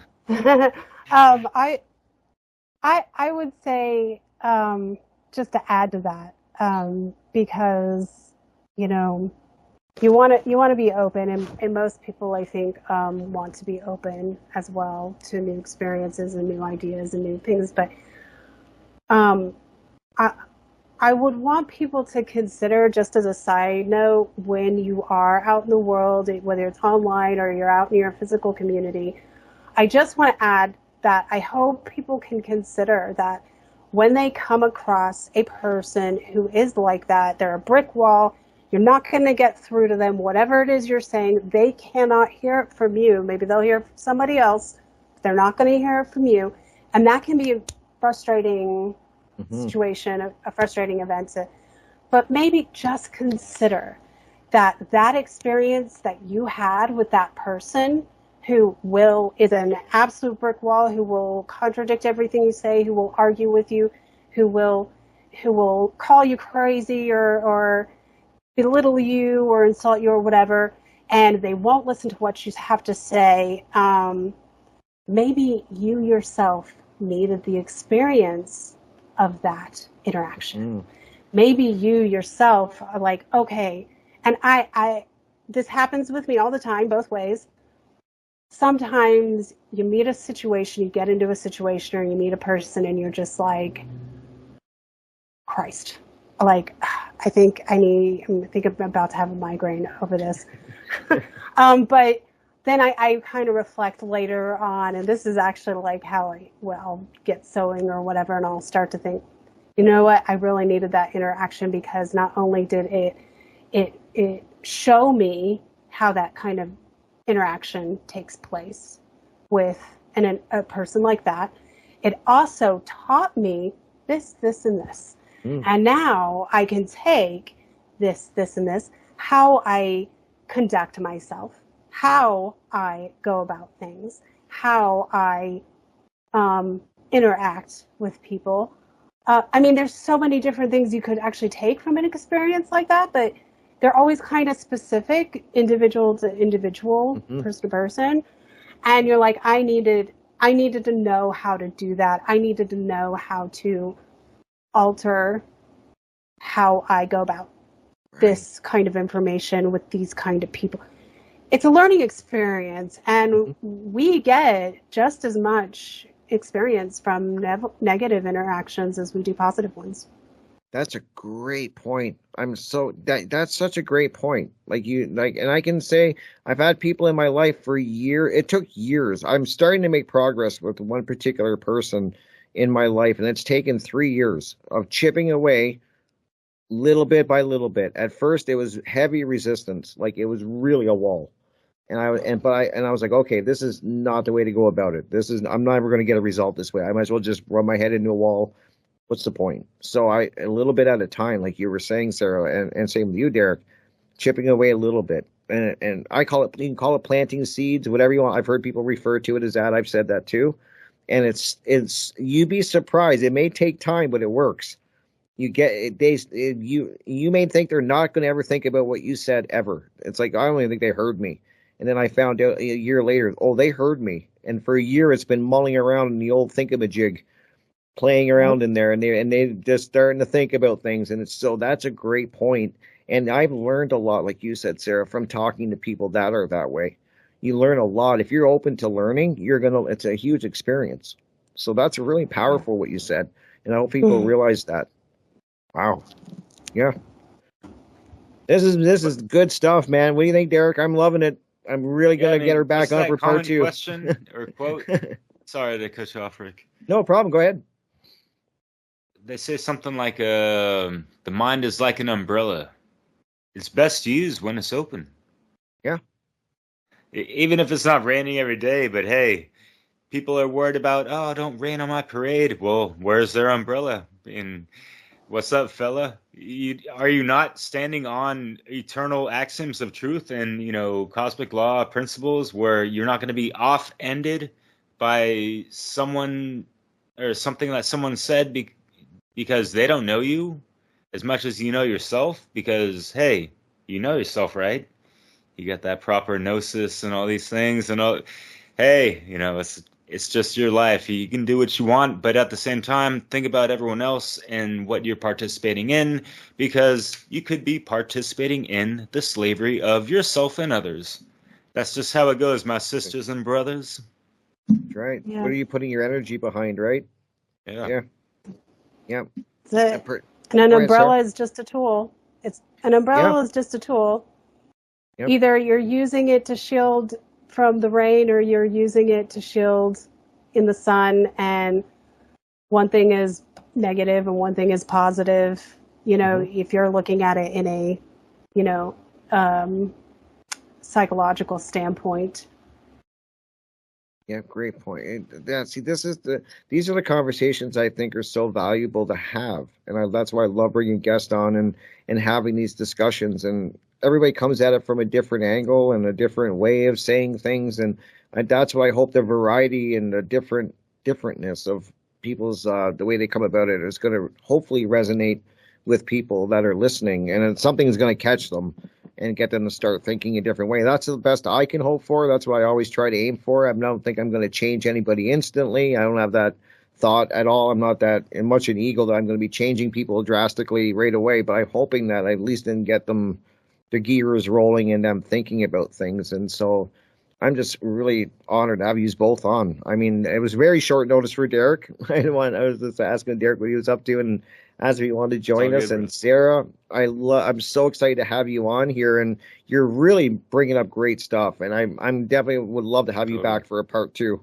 because like we could get into ego. That's a whole show there of what is going on with people's egos, and then a community. That's another big topic that I cover, is that we've lost this connection with not only with ourselves, but with our community.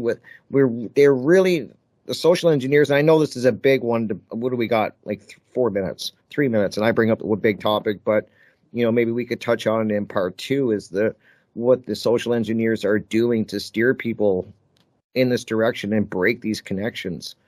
Like, what do you think, Sarah? Do you think this is intentional? What do you think? Oh, yeah. Oh, Yep. absolutely. It's intentional. Yep. Of course it is. Because if you were to leave, if you just left us alone to our own devices, Yep. and you didn't have because psychopathy, it's people are born. It's actually a physical misfiring in the brain. You can see it on a scan. You can see how the brain fires dysfunctionally. That's what, and it's very rare. It's still very rare. But if we lived in a world where, because you're still going to have those genetic deformities that crop up in the human genome, they're still going to be there, including psychopathy. But if you were to leave people and the environment alone to its own device, nature is going to naturally have a balance. And we're going to have that balance, because I think it's vitally important. People can't just be on one spectrum or the other. You have to be in the middle. You have to live in those gray areas where you've got to have not just nature and nature taking, being part of nature. You have to be part of that. Nature will come to you naturally, but you've got to consider that you've got to let in man's intervention. And that's also natural. That's supposed to happen because we're part of that nature. We're a physical manifestation of that nature. And we create because that's what we're supposed to do. We're part of that. So to discount man's intervention is a fallacy, I think. And you will go wrong if you go full on throwing the baby out with the bathwater. Yeah, you can't do that. You can't. I feel. Yeah. No, and that would be great for a part 2. Get you guys back on and really get into that, because I think people have to I think people are waking up. I want to give benefit to the doubt. I think people are starting to realize the social engineering that's really ramping up, and people. I'm hoping. I got hope, and I like what you said, Sarah. If we would just unplug and they left us alone, we could create such amazing things. We have created amazing things. If we would they would stop meddling. I was saying that to my friend. I'm like, God, we could unplug and just left us alone.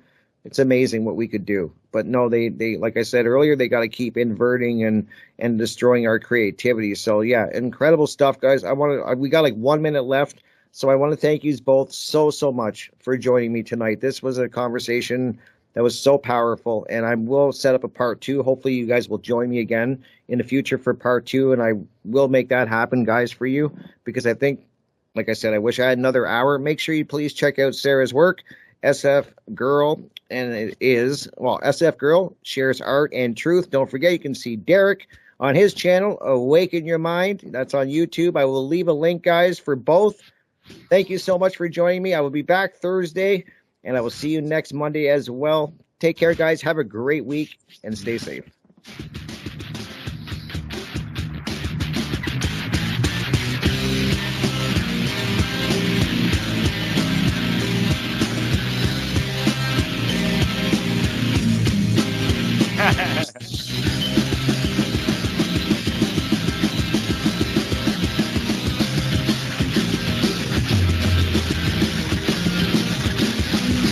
Thank you for listening to Revolution Radio.